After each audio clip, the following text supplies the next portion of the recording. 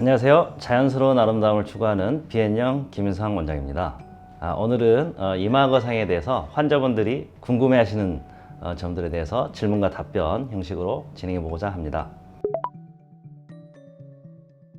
쌍꺼풀 수술을 하러 갔을 때 먼저 항상 고려해야 되는 것이 눈썹 그리고 눈꺼풀 위에 피부 두께를 고려를 해야 되는데요. 눈꺼풀 피부가 두꺼우신 분들은 쌍꺼풀이 진하게 나오기가 쉽고 부자연스럽게 만들어지는 경우가 많습니다. 그래서 이런 경우에는 이마거상을 통해서 눈꺼풀 위에 피부를 얇게 만들어 준 다음에 이후에 쌍꺼풀을 하는 것을 추천드리는 경우가 많습니다. 그래서 반드시 쌍꺼풀보다 이마거상을 먼저 해야 되는 경우가 있다.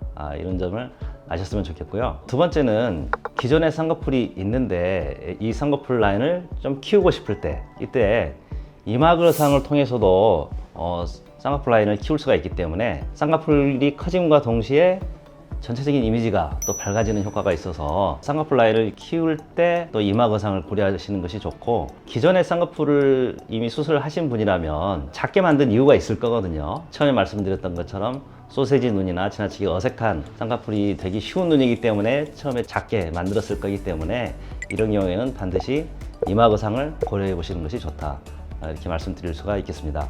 세 번째는 좀 더 밝고 환한 눈매를 가지기 위해서 쌍꺼풀 수술을 고려하는 경우가 되겠는데요. 우리가 반드시 쌍꺼풀 수술을 해서만 눈매가 환해지는 것은 아니고 이마거상을 통해서도 비슷하게 밝고 환한 눈매를 만들어 줄 수가 있거든요. 그래서 외꺼풀이지만 밝고 환한 눈매, 이런 만약 이미지를 원하신다면 또한 쌍꺼풀보다는 이마거상을 통해서 이미지 개선을 하시는 것을 추천을 드리고 싶습니다. 마지막으로는 이제 눈썹 처짐이 있는 경우인데요. 젊은 사람에서도 눈썹 처짐이 있는 경우가 많이 있습니다. 이런 경우에는 반드시 쌍꺼풀 전에 이마거상을 고려하시는 것이 좋고, 특히 나이 많으신 분들은 기본적으로 어느 정도 눈썹 처짐이 있기 때문에 중년 이후에 쌍꺼풀 수술이 예쁘게 안 나오는 경우가 많거든요. 그것은 눈썹 처짐 때문에 그런데요. 이런 분들에서는 반드시 쌍꺼풀보다는 이마거상을 1차적으로 고려하시는 것이 좋겠습니다.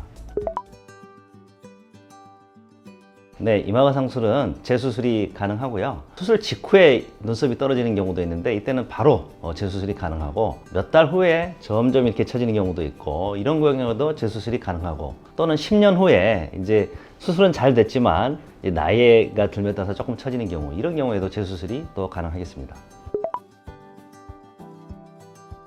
이마거상에서 가장 중요한 점은 눈썹 주위에 근육과 인대를 충분히 박리를 해주는 것이 가장 중요한 수술의 포인트라고 할 수가 있는데요. 이렇게 충분히 근육과 인대를 박리를 하면 아무것도 하지 않았는데도 이미 눈썹이 올라가 있는 것을 볼 수가 있습니다. 그래서 사실은 시간이 좀 걸리고 기술적으로 어렵지만 근육과 인대를 충분히 절제하고 박리를 해주는 것이 좋다.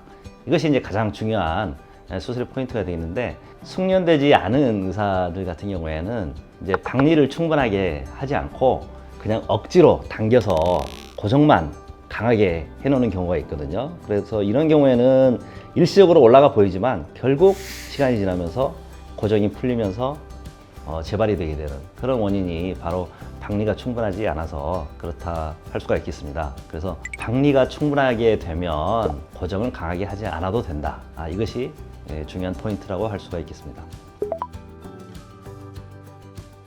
네, 저는 20대 또는 30대 젊은 분들에게도 이마거상을 많이 권유하는 편인데요. 특히 이미지가 좀 강한 경우, 그 다음에 눈꺼풀 피부가 두꺼운 경우, 눈썹이 처져 있는 경우 하고 나면 굉장히 환하고 밝은 이미지가 되고 또 눈매가 예뻐 보이기 때문에 이런 경우에는 이마거상을 강력히 추천드리고 있습니다.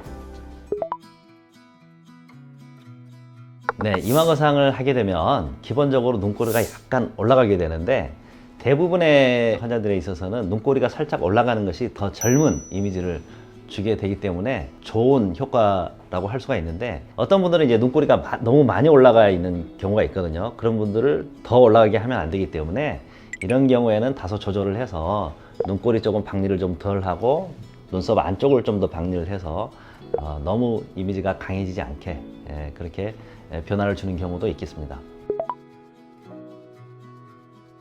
네, 기본적으로 4포인트 절개라고 하면 눈썹 위 양쪽 그 다음에 측두부 양쪽 이렇게 얘기를 하는데요.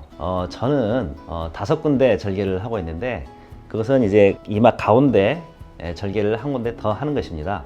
굳이 한 군데 더 하는 이유는 그렇게 함으로써 시야가 훨씬 좋고 또 조작이 굉장히 용이하기 때문에 좀 더 섬세하게 작업을 할 수가 있거든요. 그리고 가운데 절개는 이게 고정하는 부위가 아니라서 살짝 절개하고 다시 봉합을 했을 때 전혀 상처가 나지 않는 또 부위이기 때문에 굳이 가운데를 하지 않고 억지로 멀리서 이렇게 하는 것보다는 가운데 절개를 하고 좀 더 섬세한 작업을 하는 것이 시술 측면에서 훨씬 유리한 수술 방법이라고 생각을 하고 상처는 전혀 걱정하실 필요 없다 이렇게 말씀드릴 수 있겠습니다.